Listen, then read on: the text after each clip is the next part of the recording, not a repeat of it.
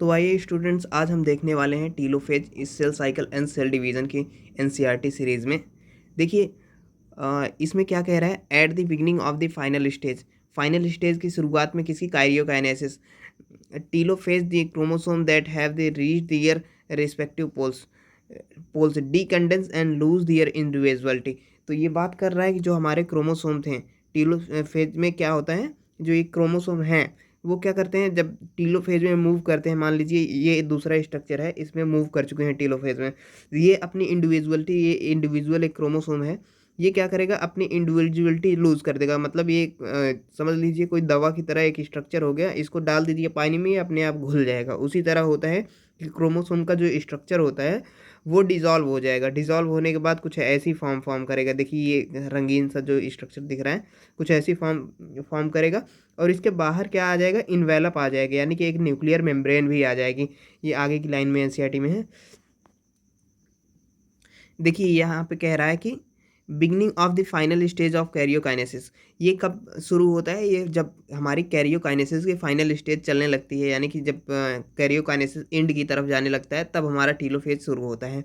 और टीलोफेज में देखिए क्या हो रहा है, chromosome that have reach their respective poles and decondense lose their individuality. जैसे कि हमने बताया कि ये अपने पोल्स पे पहुंच जाएंगे, पहुंचने के बाद क्या करेंगे, अपनी इंडिविजुअलिटी लूज करके कुछ इस टाइप का स्ट्रक्चर फॉर्म कर देंगे। ये कंडेंस से डीकंडेंस हो जाएंगे। देखिए ये डीकंडेंस लिख रहा है।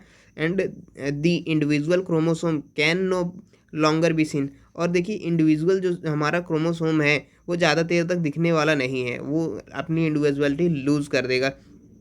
Each set of chromatin material tend to collect each of the two poles। देखिए ये क्या कह रहा है कि सेट ऑफ देखिए each set of chromatin material tend to collect each two poles। ये क्या होगा कि जो क्रोमैटिन हमारा मटेरियल है वो दोनों पोल पे कलेक्ट हो जाएगी। एक पोल ये हो गया, एक पोल ये हो गया। एंड उसके बाद देखिए chromosome cluster at opposite spindle poles, their identity is lost and discrete element, lost as a discrete element। देखिए यहाँ पे एज अ डिस्क्रीट एलिमेंट मतलब क्या हो रहा है कि डिस्क्रीट, यानी कि पहले ये कुछ इस टाइप का था, ये मान लीजिए कुछ इस टाइप का पहले ये हमारा स्ट्रक्चर था, लेकिन अब क्या हो गया, कुछ इस टाइप में कन्वर्ट हो गया। यहाँ पे अपनी इंडिविजुअलिटी लूज कर दिया। तो पहले मतलब जब इंडिविजुअलिटी लूज करेगा, ऐसे डिजॉल्व टाइप का हो जाएगा, तो वो डिस्क्रीट वर्ड से उसे हम डिनोट कर रहे हैं। और ये अपोजिट पोल पे होगा, ये देख लीजिए। Nuclear envelope develop around the chromosome cluster at pole forming two daughter nuclei. देखिए यहाँ पे बात कर रहा है कि जो न्यूक्लियर क्रोमोसोम का क्लस्टर है बना हुआ है पोल फॉर्मिंग टू डॉटर न्यूक्लियाई, और यहाँ पे दो डॉटर न्यूक्लियाई बन जाएगा। एक हमारा ये है, एक हमारा ये डॉटर न्यूक्लियाई है। And nucleolus Golgi complex and ER, ये देखिए जो प्रोफेज के लास्ट में हमारे क्या हुए थे, ये गायब हो गए थे धीरे धीरे। अब यह क्या होंगे, फिर से फॉर्म हो जाएंगे। फॉर्म होने के बाद इसकी फाइनल स्टेज मूव करेगी, जिसको हम बोलेंगे इसको साइटोकाइनेसिस। साइटोकाइनेसिस में हमारा प्रॉपरली सेल डिवाइड हो जाएगा, सेल दो पार्ट में टूट जाएगा। अब साइटोकाइनेसिस की बात कर लेते हैं। Mitosis accomplish not only segregation of duplicate of chromosome into two daughter nuclei. देखिए टू डॉटर मतलब इसमें क्या है, डॉटर न्यूक्लियाई की बात कर रहा है। डॉटर न्यूक्लियाई यानी कि ये कैरियोकाइनेसिस से बनते हैं डॉटर न्यूक्लियाई। और देखिए न्यूक्लियस टर्म जब ये सिंगल रहता है, सिंगल ऐसा कुछ रहेगा स्ट्रक्चर, तो न्यूक्लियस कहेंगे। लेकिन एक ही सेल में अगर दो न्यूक्लियस है तो उसके लिए न्यूक्लियाई टर्म यूज़ कर रहे हैं। और कैरियोकाइनेसिस यानी कि न्यूक्लियस का डिवीजन बात कर रहा है। तो यहाँ पे ये बात कर रहा है not only segregation duplication of chromosome into two daughter nuclei. ये ना ही केवल जैसे क्रोमोसोम है वो दो डॉटर न्यूक्लियाई में चले जाएंगे, तो इससे कंप्लीट नहीं हो जाने वाली है हमारी पूरी सेल डिवीज़न होने के लिए हमें एक स्टेप की और ज़रूरत है।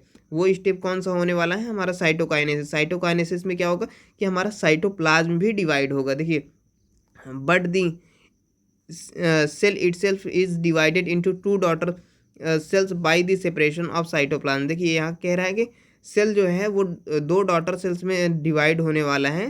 टू डॉटर सेल्स यानी कि जो न्यूली फॉर्म सेल हैं उन्हें डॉटर सेल कहते हैं। Bye the separation of cytoplasm की सेपरेशन से ये चीज़ें होंगी। एंड कॉल्ड द साइटोकाइनेसिस, और इसे बोला जाएगा cytokinesis. At the end of the which cell division gets completed, और इसके बाद में हमारा क्या होगा, सेल डिवीजन कंप्लीट हो जाएगा। In animal cell this achieved by the appearance of furrow in plasma. देखिए ये फरो वाला टर्म ध्यान दीजिएगा।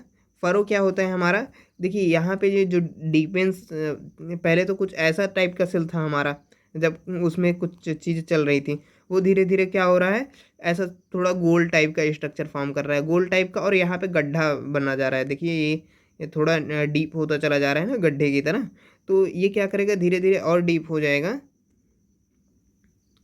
1 मिनट। देखिए ये क्या हो रहा है, धीरे धीरे और भी डीप हो जा रहा है ये, और यहाँ तक ये चीज़ें धीरे धीरे अंदर तक धसी चली जाएंगी, अंदर तक होता चला जाएगा, और लास्ट में क्या होगा, ये अपने आप को, ये जो फरो बन रही है, ये डिपेंस हो रहा है, ये धीरे धीरे टच कर लेगा। टच करने के बाद क्या होगा, सेल 2 टुकड़ों में डिवाइड हो जाएगा। यही बात कर रहा है कि फरो के द्वारा डिवाइड होता है। देखिए ये फरो इन प्लाज्मा मेम्ब्रेन में ये हमारी फरो बनती है।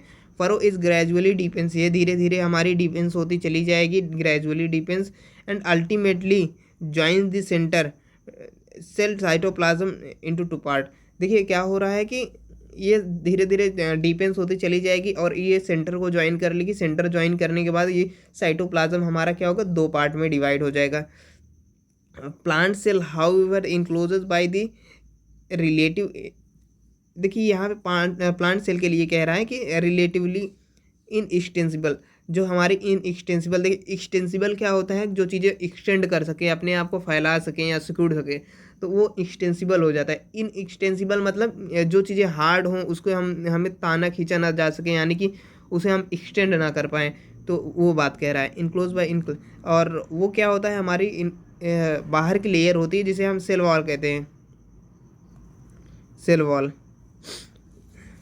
सेल वॉल प्लांट के केस में क्या है, वो तो डीप नहीं हो पाएगी, तो उसमें क्या है, क्योंकि हार्ड होती है सेल वॉल, तो उसमें नई प्रोसेस एक इवॉल्व हुई है, तो उस प्रोसेस को हम कह रहे हैं therefore undergo the cytokinesis by a different mechanism. देखिए वो डिफरेंट मैकेनिज्म के थ्रू हो गया। Plant cell wall form start to the centre of the cell, grows outward meet the existing lateral walls. तो बात कर रहा है कि एक सेल की बात करते हैं, मान लीजिए कुछ ऐसा, कुछ हमारा प्लांट सेल हो गया, और इस टाइप का सेल है। ये जब सारे कंपोनेंट इसके डिवाइड हो गए, इसका न्यूक्लियस डिवाइड हो गया, न्यूक्लियाई बन गए यहाँ पे, तो यहाँ पे क्या होगा, सेंटर से एक लाइन धीरे धीरे पास होती चली जाएगी, लाइन धीरे धीरे पास होती चली जाएगी, वो बाद में लेटरल पार्ट में जुड़ जाएगी, लेटरल पार्ट में जुड़ जाएगी, और वही लाइन इसके डिवीज़न का काम करती है, और ये सेल एक पार्ट में डिवाइड हो जाएगा, ये सेल एक पार्ट में डिवाइड हो जाएगा। आशा है आप समझ गए होंगे। देखिए the formation of new cell, नए सेल के फॉर्मेशन के लिए begins with the formation of simple precursor cell, और सिंपल प्रिकर्सर सेल के बारे में बात कर रहे हैं। Formation of new cell wall begins with the formation of simple precursor and called the cell plate. ये जो हमारा प्रिकर्सर है जिसके थ्रू हमारी न्यू सेल बन रही है, यानी कि 2 टुकड़ों में सेल डिवाइड हो रही है, तो उसे हम क्या कह रहे हैं, जो प्रिकर्सर जो एलिमेंट है उसे हम कह रहे हैं सेल प्लेट बोल रहे हैं। And that represent the middle lamella between the wall of 2 adjacent, और ये क्या करता है, ये हमारे मिडल लेमिला को रिप्रेजेंट करता है, 2 सेल्स के बीच में जो वॉल बनती है वहाँ पे। And at the time of the cytoplasmic division, और साइटोप्लाज्मिक डिवीजन के टाइम क्या होता है, organelle like mitochondria plastid distributed between the 2 daughter cells.